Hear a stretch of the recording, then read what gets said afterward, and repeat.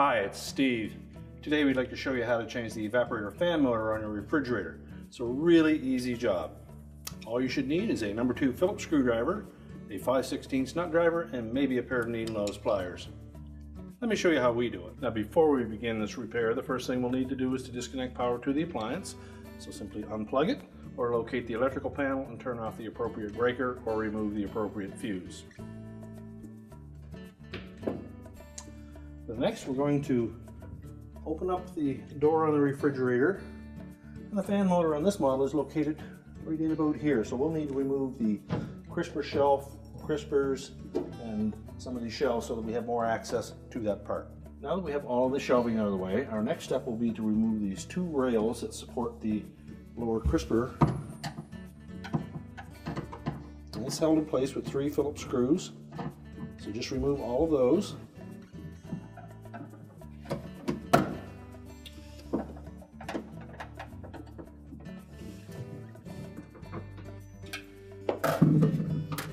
And just remove that support and set it aside. We'll do the same thing on the opposite side.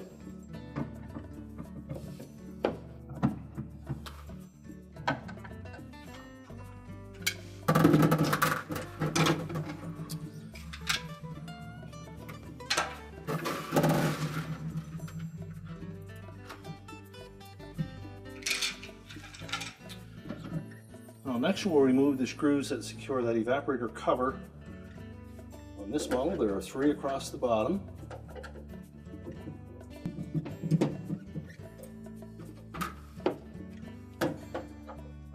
And remove the ones across the top.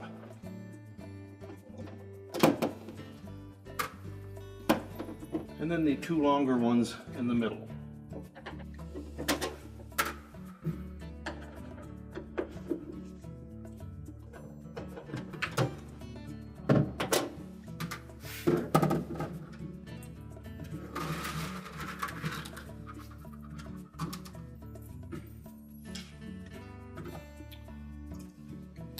Then we'll carefully pull that cover out from the bottom.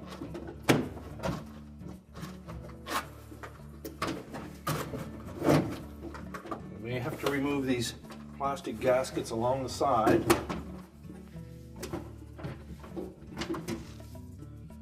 We'll just set those aside for now.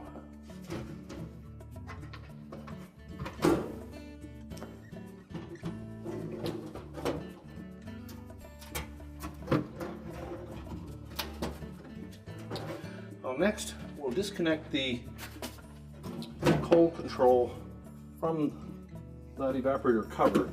We can just pinch those mounting bracket inward and that will release it.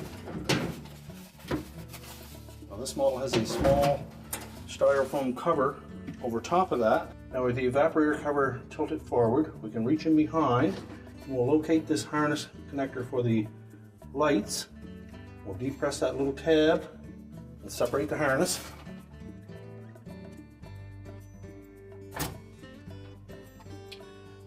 You'll also see a styrofoam cover over top of that thermostat.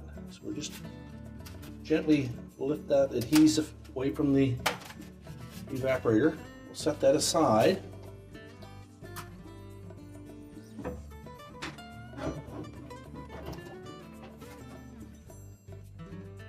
Now we'll just depress those metal tabs and we can lift that control out and just let it sit there. That will allow us to remove the evaporator cover.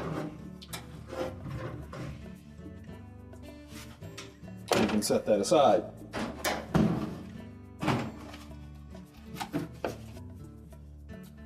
Now that we have access to that evaporator fan motor, our next step will be to just pull that harness out of that holder.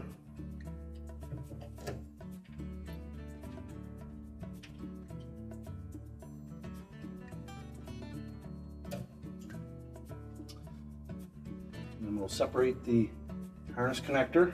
Just depress the locking tab. And unplug it. Then we'll remove those 2 5/16 screws that secure the fan motor to the mounting bracket.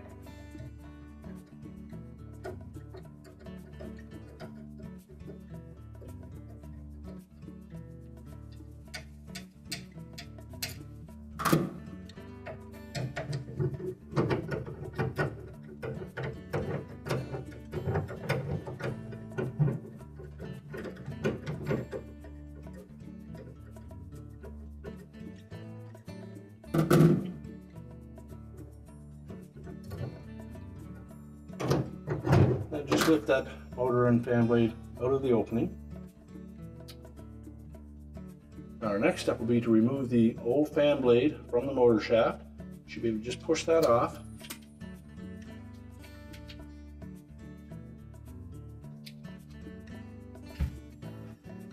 We can discard the old motor. So next we'll just position that motor into the opening. Take one of the screws. Just start it by hand.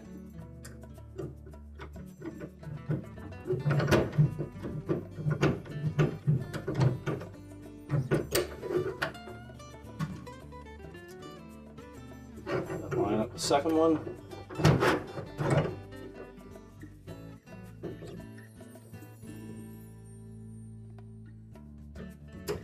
There are no pre-cut threads in that motor housing, so you need to make sure that you insert those screws straight so that they don't bind up on you.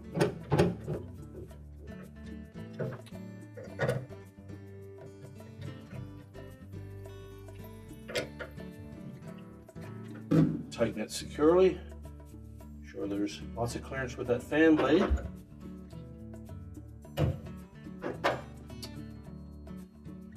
We'll connect that wire harness.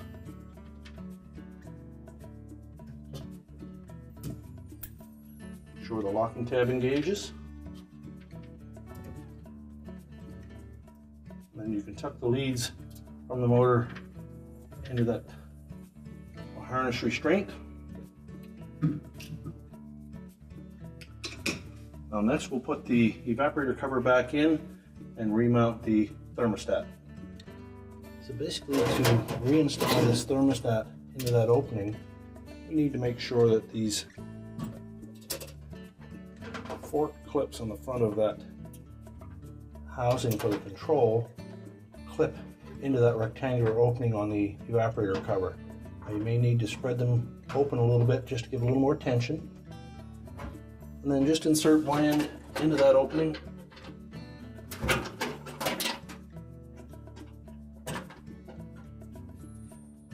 And just compress it enough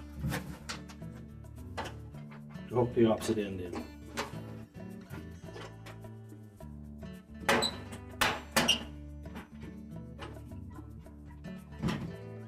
Once you have that clipped into the evaporator cover, our next step will be to put the styrofoam cover on top of it. Now there is an opening on the bottom, so we'll position that carefully over top of the control. There should be enough adhesive left on that to stick it to the front panel. And you also have some permagum here to seal up that opening where the wires go into the control. Now, once we've done that, we'll reconnect the harness for the lights.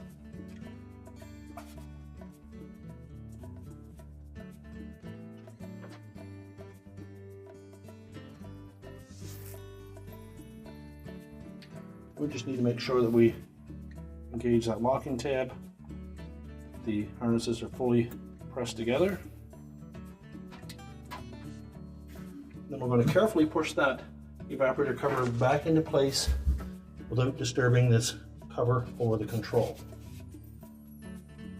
So we're going to just carefully pull the bottom of that evaporator cover forward, and we'll tuck the top in first. Make sure that it goes in underneath these two rails.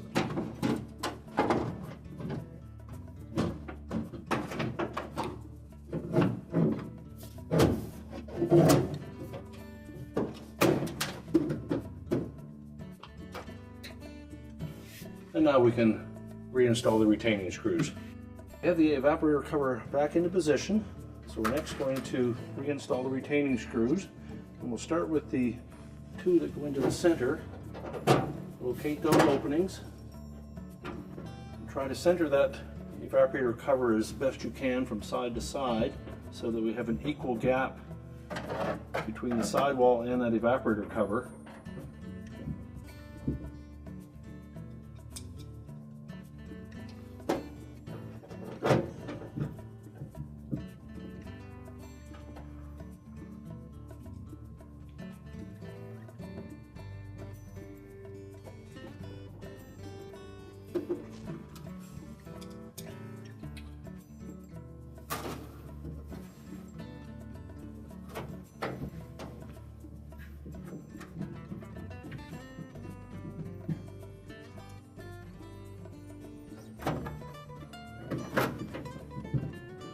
Once we have all the screws back into that evaporator cover, we'll reinstall the control knob. There's a wide slot and a narrow slot on that that will only fit one way onto the control shaft. The next we'll need to reinstall the gaskets that fit between the evaporator cover and the sidewall. And they have an arrow-shaped portion in the center that will fit into that gap, and then the two soft edges will lay against both the evaporator cover and the sidewall.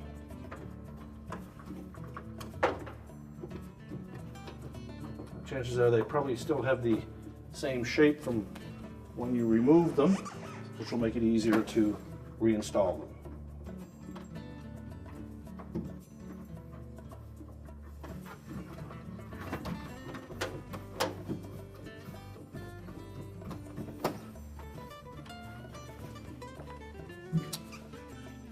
And next we'll put the side rails back on.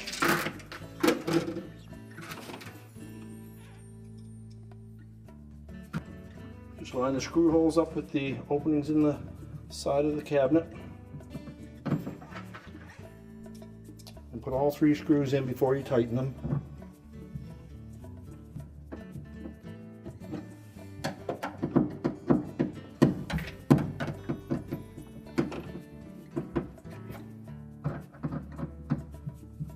And do the same for the opposite side.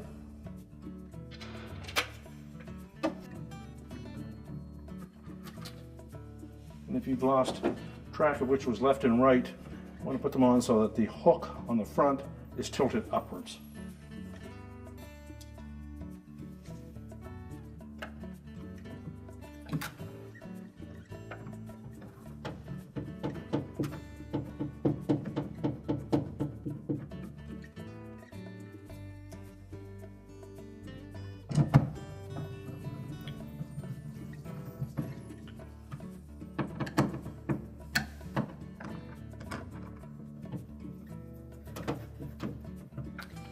And now we can go ahead and put the crisper support in, the crispers and the shelves.